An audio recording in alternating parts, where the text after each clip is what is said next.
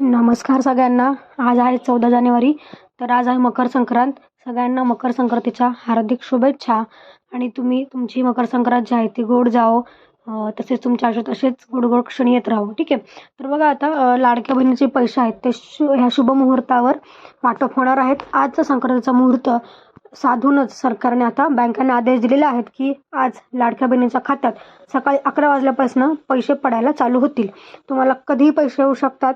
तसेच तुमच्या मोबाईलवर तुम्हाला लक्ष ठेवायचं आहे. आज बँकेत कधीही मेसेज येऊ शकतो, बँकेचा SMS येऊ शकतो तुमच्या फोनवर की कधीही पैसे पडू शकतात. ठीक आहे. आता मी सांगणार आहे तुम्हाला नक्की कोणाकोणाला आज पैसे येणार आहेत. ठीक आहे. कोणत्या महिला योजनेतून बाद होणार आहेत.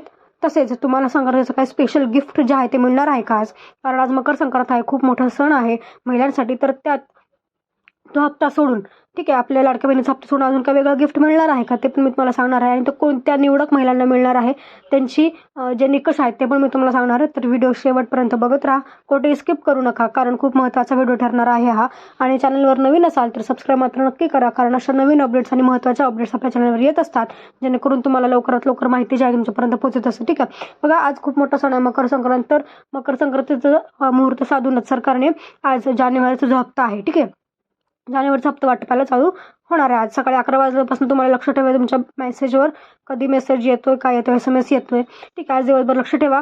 जर तुम्हाला आज मेसेज नाही आला तर तुम्ही उद्या वाट बघा. काही टप्प्यात आज महिलांना पैसे येतील, काही टप्प्यात उद्या महिलांना पैसे येतील. ठीक आहे.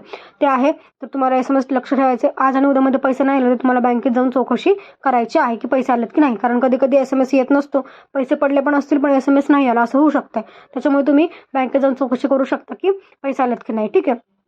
आता महत्त्वाचे अपडेट म्हणजे बघा, म्हणजे आता सगळ्यांना ज्यांना डिसेंबरचा हप्ता मिळाला नसेल किंवा आधीचे कुठलेच हप्ते मिळाले नसतील, ठीक आहे, जर तुम्ही आधी फॉर्म भरलेत खूप आधी, तुम्हाला आतापर्यंत 1 पण रुपया मिळाला नसेल तर मात्र तुम्हाला जानेवारीच्या हप्त्यासोबतच मागचे हप्ते सगळे मिळून जातील. ठीक आहे. सरकारने आश्वासन दिल्याप्रमाणे त्यांनी डिसेंबरच्या शेवटच्या आठवड्यात महिलांना पैसे टाकले होते. ठीक आहे. त्यांनी आश्वासन दिलं होतं किंवा त्यांनी वचन दिलं होतं की तुम्हाला डिसेंबरच्या शेवटच्या आठवड्यापर्यंत तुम्हाला पैसे जायचे, सगळे आधीचे पैसे किंवा डिसेंबरचा हप्ता सगळे मिळून जातील. आणि त्याप्रमाणे महिलांना पैसे पण आहेत ते जे मिळालेत. तर काही महिला, निवडक महिला किंवा काही महिला ज्या अजून बाकी आहे, ज्यांना पैसे नाही मिळाले, त्यांचं काय, तर त्यांना पण हप्ते मिळून जातील. डिसेंबरचा आणि जानेवारीचा हप्ता ज्यांचा राहिला असेल त्यांना दोन्ही मिळून 3000 रुपये एकसाथ मिळतील.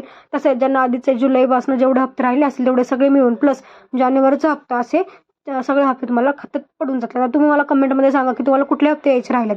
ठीक आहे. त्यानुसार आपल्याला कळेल की अजून किती महिला राहिल्या आधीचे हप्ते येण्याचा. ठीक आहे. तर ज्यांना सगळे हप्ते मिळाले, ठीक आहे, म्हणजे पूर्ण डिसेंबरपर्यंतचे हप्ते ज्यांना मिळाले आहेत त्यांना फक्त जानेवारीचा हप्ता 1500 रुपये येईल. आता तुम्हाला 1500 का 2100, कारण महाराष्ट्र सरकारने घोषणा केली होती की आम्ही जेव्हा निवडून येऊ किंवा सत्तेत येऊ तेव्हा आम्ही 1500 चे 2100 रुपये करणार आहोत. पण अजून सध्या तरी डिसेंबरचा हप्ता ते 1500 आला. तर आता महिलांना प्रतीक्षा होती की जानेवारीचा म्हणजे नवीन वर्षाचा जरी हप्ता जो आहे तो 2100 रुपये येईल. पण असं नाही होणार आहे, कारण 2100 रुपये सध्या तरी मिळणार नाहीत. मार्चमध्ये जेव्हा अर्थसंकल्पीय अधिवेशन होईल तेव्हा तुम्हाला त्यात निर्णय होईल, मंत्रिमंडळात बैठकीत प्रॉपर निर्णय होईल, त्याचा GR येईल, मगच तुम्हाला 2100 रुपये मिळू शकतात. आता तरी सध्या तुम्हाला 1500 रुपये हप्ता मिळेल. म्हणजे जानेवारी, फेब्रुवारी, मार्च हे 3 जे हप्ते आहेत ते तुम्हाला 1500 मिळतील. एप्रिलपासून कदाचित मंत्रिमंडळात निर्णय झाला, बैठकीत निर्णय झाला तरच तुम्हाला 2100 रुपये मिळू शकतात. आणि ते मिळतीलच. आशा आहे की लाडक्या बहीण योजनेचं जे 2100 रुपयाचं जे आश्वासन होतं ते महायुती सरकार पूर्ण करेल, कारण सगळ्या महिलांना त्याची प्रतीक्षा आहेच. तर बघा 2100 रुपये मिळतील 2-3 महिन्यांनी, पण सध्या तर तुम्हाला 1500 रुपयेच मिळणार आहे. आता बघा काही संक्रांतीचं निवडक महिलांना गिफ्ट आहे का ते पण मी तुम्हाला सांगते. 2-3 गिफ्ट आहेत ते सांगते. तसेच ज्या महिला या लाडकी बहीण योजनेत बाद होणार त्यांचे पण मी तुम्हाला निकष सांगणार आहे, ते पण तुम्ही ऐकून घ्याल. व्हिडिओ शेवटपर्यंत बघत राहा. बघा आता संक्रांतीचे गिफ्ट म्हणजे बघा तुम्हाला महायुती सरकारने बघा म्हणजे आपल्या देवेंद्रजी फडणवीस यांनी आपल्या लाडक्या बहिणीसाठी 20 लाख घरांची तरतूद किंवा मागणी केली होती. कारण पंतप्रधान आवास योजना आहे, ती योजनेअंतर्गत गरजू लोकांना घरासाठी मदत होते, त्यांच्या स्वतःच्या घरासाठी आर्थिक मदत होत असते. आता यातच महाराष्ट्रासाठी देवेंद्र फडणवीस यांनी 20 लाख घरं मंजूर करून घेतले. त्यामुळे आता लाडक्या बहिणींसाठी हे घराचं स्वप्न आहे किंवा स्वतःच्या घराचं स्वप्न आहे ते पूर्ण होणार आहे. तुम्हाला पण जर घरकुल आवास योजनेचा लाभ घ्यायचा असेल तर तुम्ही फॉर्म भरू शकता, अर्ज करू शकता. त्याची पात्रता काय असणार, त्याचा अर्ज कसा आणि कुठे करायचा, त्याचा संपूर्ण डिटेलमध्ये जो व्हिडिओ आहे तो आपल्या चॅनलवर आहे, तुम्ही जाऊन बघू शकता. चॅनलवर जाऊन आपल्या आहे. तो व्हिडिओ तो जो व्हिडिओ तुम्ही बघू शकता त्यानुसार तुम्हाला कळेल की अर्ज कसा करायचा, कुठे करायचं, तुमची पात्रता काय असणार आहे, त्यानुसारच तुम्ही अर्ज करा. ठीक आहे. आता ते झालं आवास योजनेचं. आता बघा तसेच जी अन्नपूर्णा योजना आहे, ज्या अन्नपूर्णा योजनेअंतर्गत तुम्हाला 3 गॅस सिलेंडर मोफत मिळत असतात, ते पण जे आहे तुम्हाला याच संक्रांतीला मिळणार आहे. सगळ्यांना माहिती आहे की आचारसंहितेच्या आधी बऱ्याच महिलांना पैसे आलेत. सरकारने बऱ्याच महिलांना सिलेंडरचे पैसे टाकलेत, पण मध्ये आचारसंहिता लागू झाल्यामुळे बऱ्याच म्हणजे सगळ्याच योजनांचे पैसे जे आहेत ते बंद झाले होते तात्पुरते. तर परत ते पैसे चालू होतील यायला. तर आता बघा ही अन्नपूर्णा योजना काय आहे त्यात तुम्हाला कसा अर्ज करायचा काय सांगते मी तुम्हाला, पण त्याच्या आधी तुम्ही चॅनल सबस्क्राईब करा आणि व्हिडिओ हा जास्तीत जास्त शेअर करा. सगळ्या महिलांसाठी खूप महत्त्वाचा व्हिडिओ आहे. ठीक आहे. तर बघा अन्नपूर्णा योजनेअंतर्गत तुम्हाला वर्षाला 3 गॅस सिलेंडर मोफत मिळत असतात. त्यासाठी पात्रता म्हणजे काय बघा, आणि यासाठी तुम्हाला कुठे अर्ज करायचा नाही आहे वेगळा. खूप महत्त्वाची गोष्ट म्हणजे सोपी गोष्ट आहे, कुठे अर्ज नाही करायचा. जर तुम्ही लाडक्या बहिणीसाठी पात्र असाल, म्हणजे तुम्ही लाडक्या बहिणीचा ऑलरेडी लाभ घेत असाल, जी महिला लाडक्या बहिणीचा लाभ घेते ती महिला आपोआप अन्नपूर्णा योजनेसाठी पात्र ठरते. दुसरी अट म्हणजे गॅस कनेक्शन जे आपल्या घरातले ते महिलांच्या नावावर हवं आहे. महिलाचं म्हणजे कुठल्या महिलेचा, जी महिला लाडकी बहीण योजनेचा लाभ घेत आहे त्याच महिलाच्या नावावर जे आहे गॅस कनेक्शन हवं आहे. असं नाही की आता सपोज घरात 2 महिला आहेत, त्यातले एक महिला लाभ घेते आणि दुसऱ्या महिलेच्या नावावर गॅस कनेक्शन, तर पैसे मिळणार नाहीत. जर जी महिला लाडकी बहीण योजनेचा लाभ घेते तीच महिला त्याच महिलेच्या नावावर गॅस कनेक्शन हवं आहे, तरच तुम्हाला हे गॅस कनेक्शन किंवा गॅस सिलेंडरचे पैसे आहेत ते तुम्हाला मोफत मिळणार. त्यासाठी काय करायचं, तुम्हाला कसं स्वतःच्या नावावर करून घ्यायचं, तुम्ही जवळच्या गॅस एजन्सीकडे जाऊन तिथे अर्ज लिहू शकता की मला अशा कारणासाठी पाहिजे गॅस कनेक्शन माझ्या नावावर, असं तुम्ही अर्ज लिहून देऊ शकता. ठीक आहे.